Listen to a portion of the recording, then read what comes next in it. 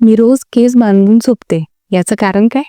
मी असं ऑब्झर्व्ह केलं, की माझे जे बेबी हेअर्स आहेत, ते खूप असे अ, कोरडे पडल्यासारखे होतात आणि लवकरच त्यांना फाटा फुटतात, की त्यांना मी ऑइलिंग केलं, रात्री ऑइलिंग केलं, सकाळी ऑइलिंग केलं.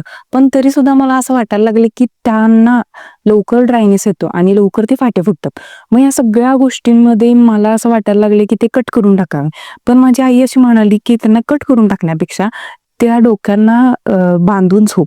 तर मी तेच केलं. माझ्या डोक्याला बांधून मी झोपते रोज रात्री आणि बेस्ट रिझल्ट मिळतात त्याचे मला. माझे जे बेबी हेअर्स आहेत, ते बेबी हेअर्स ना फाटा फुटायचे कमी झालेत, ते ड्राय पडायचे कमी झालेत आणि ते प्रत्येक वेळी असे उभा राहत होते.